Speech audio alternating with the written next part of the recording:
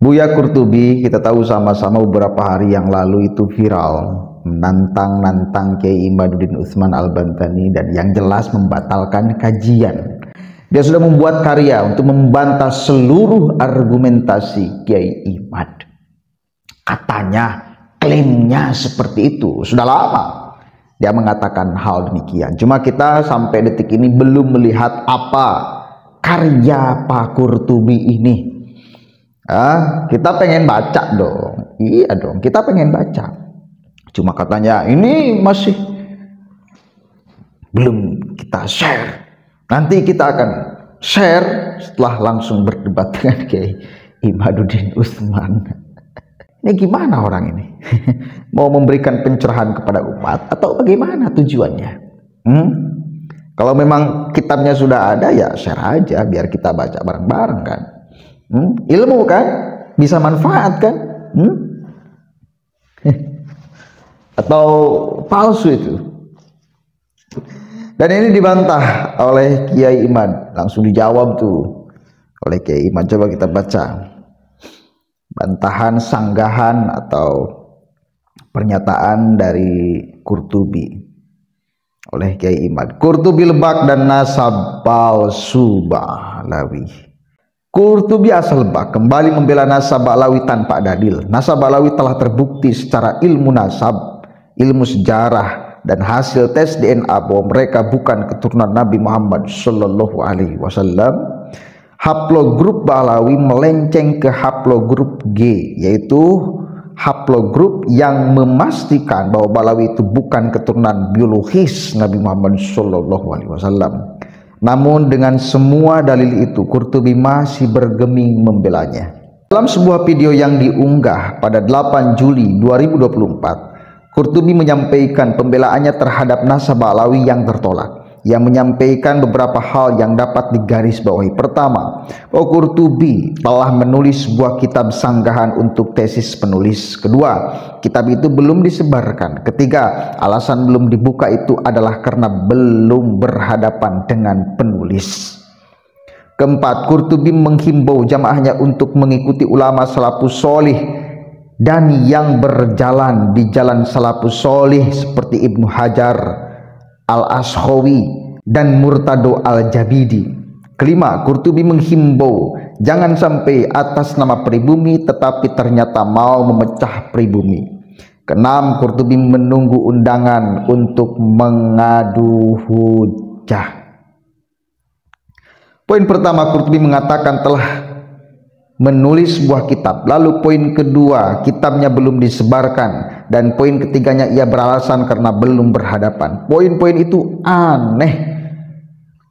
Ulama menulis kitab itu alasannya adalah agar kitabnya bermanfaat dibaca oleh kaum muslimin, agar kaum muslimin mendapat ilmu dan penulisnya mendapat pahala. Selain dua tujuan itu, penulis sebuah kitab atau buku adalah tercela. Gembar-gembor hampir setahun bahwa Qurtubi telah menulis kitab dan bahwa kitab itu adalah bom nuklir untuk kitab penulis yang membatalkan nasab Ba'lawi, tetapi sampai saat ini wujud kitabnya tidak berani ditampilkan. Itu artinya apa? Tentu pembaca telah mengetahui jawabannya. Artinya apa? Ya artinya bullshit. Artinya apa? Ya artinya nggak jelas. Udah biasa atau berargumen dengan sesuatu yang tidak jelas, mengandalkan orang lain itu percaya aja dengan ucapannya. Oh nggak bisa. Anda selalu disandarkan argumennya kepada sesuatu yang tidak jelas. Apalagi ini sebuah karya ilmiah. Kalau memang benar ada, kalau benar sudah menulis, sharekan dong. Kalau merasa bahwa kitab ini benar dan mampu membom nuklir seluruh apa yang menjadi pandangan Kiai Imad, sharekan dong. Kita perlu serius. Kita mau itu kitab kita baca untuk ilmu pengetahuan. Benar gak? Iya dong, untuk ilmu pengetahuan. Jadi atau takut memalukan karyanya, atau memang nggak ada karyanya, cuma diklaimkan aja. mengganggu psikologi orang, padahal nggak terganggu, kita malah lucu. Serius, bom nuklir itu kan apa coba judulnya? Bom nuklir untuk membombardir seluruh argumen, ya hanya di tataran permainan psikologi. Ya untuk orang yang bodoh mungkin otaknya tidak kritis akan percaya, ngeri kali Buya Qurtubi membuat kitab itu, wah. Tapi kita yang punya pikiran, masa mau lantas percaya begitu saja? Enggak dong. Dan saya yakin kalaupun memang Qurtubi telah membuat kitab, maka kitab itu pasti bakal banyak disandarkan pada asumsi-asumsi yang tidak disandarkan pada manuskrip, saudara. Saya yakin itu. Dan karena kita sedang membahas nasab, berbicara tentang orang di abad lampau, maka tetap kalaupun ada kitab itu mesti disandarkan. Kalaupun ada asumsi itu harus disandarkan pada kitab, pada manuskrip. Ya, begitu. Selama manuskripnya ada, selama manuskripnya belum ada atau bahkan tidak ada, maka selama itu pula seluruh karya di bawahnya itu nggak bakalan bisa kita terima dong. Iya, kita berbicara tentang sejarah, berbicara tentang manusia di abad lampau, mengecek keaslian benar atau tidaknya orang ini mesti disandarkan pada manuskrip. Itu urusan ilmu sejarah, selalu berkaitan dengan manuskrip. Kalau tidak ada datanya, kalau tidak ada manuskripnya, jangan kau ada-adakan. Jangan bilang bahwa ini jangan, nggak ada, ya udah nggak ada aja. Sesimpel itu ilmu sejarah, dan nggak bisa dimanipulasi, dan nggak bisa ditafsir-tafsirkan, dan nggak bisa diasumsi liarkan, nggak bisa. Walaupun penulis belum membaca hasil karya Qurtubi, penulis sudah dapat menebak isinya berdasar apa yang Qurtubi sampaikan dalam debat yang diselenggarakan oleh para kuncen Makam Sultan Banten. Tidak ada dari banyaknya kalimat yang disampaikan Qurtubi dalam debat itu satu pun yang dapat menjawab pertanyaan penulis. Dalam debat itu Taufik Segap sebagai ketua RA kabur, tidak mau hadir. Secara lembaga RA menyatakan tidak mau mengirimkan wakilnya pula.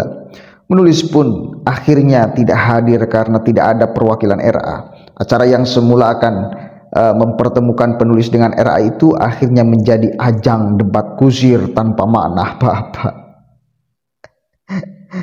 Walaupun tidak hadir, penulis ingin tahu arah mereka berdebat itu.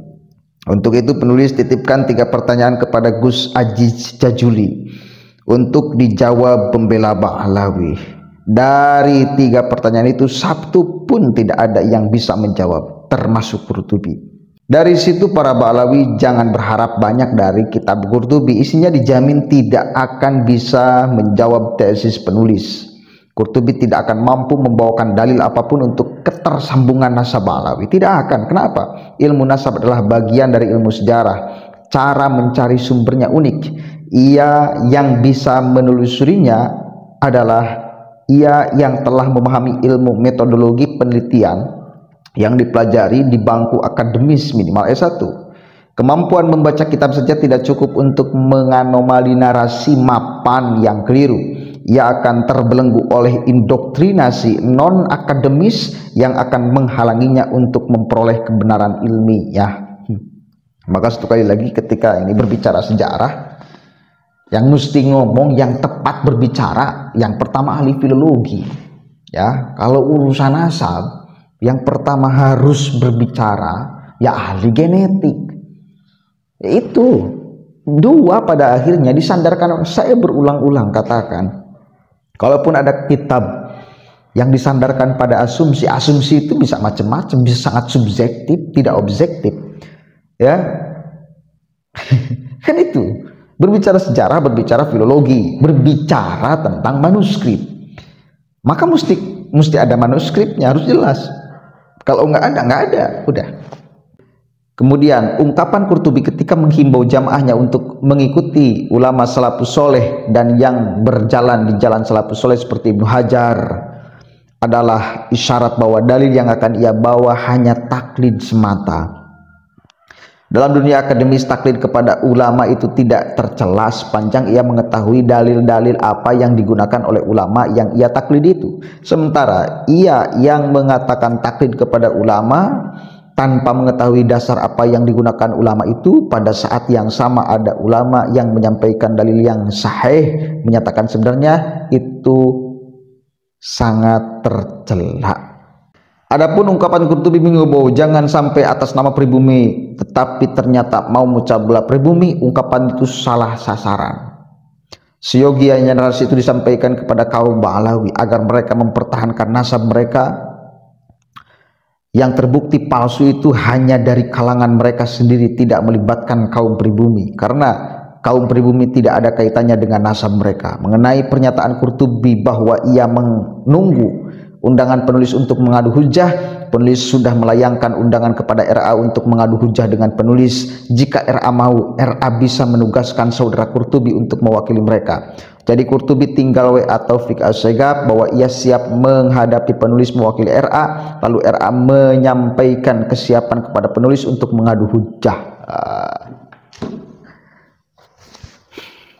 Itu sesimpel itu. Artinya harus ada validitas yang jelas, konfirmasi yang jelas, jangan sampai debat kusir, penulis datang tetapi yang dihadapinya tidak mengatasnamakan atau tidak direstui oleh RA sebagai perwakilan dari RA.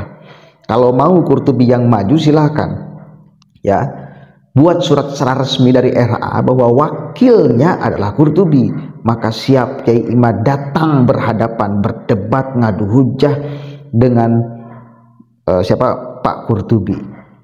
Kalau benar Qurtubi dipercaya oleh RA untuk menjadi perwakilannya sebagai pembelanya untuk ngadu hujah, kan itu sesimpel itu. Mau, tapi jangan sampai debat kusir. Dan kalau kalah Qurtubi tidak mewakili RA, bakal tidak akan jelas pada akhirnya. Oh, itu bukan perwakilan saya. Mungkin RA akan ngomong kayak itu. Tapi kalau sudah jelas perwakilan RA, oh selesai. Orang bisa akan menilai, oh seperti ini. Oh udah selesai berarti. Kalau benar mewakili RA, kenapa yang disodorkan Qurtubi? Gak ada RA yang lain yang pintar dan bisa baca kitab dan berpotensi membantah Kiai Imad? Gak ada ya? Kasihan.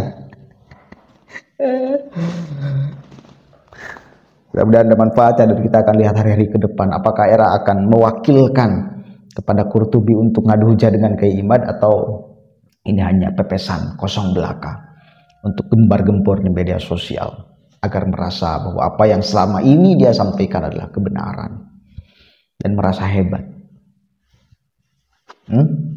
Ayo, saya mau lihat kalau memang ada pertarungan resmi perwakilan RA dengan Kiai Imad. Kita pengen lihat seberapa jauh narasi-narasi mereka.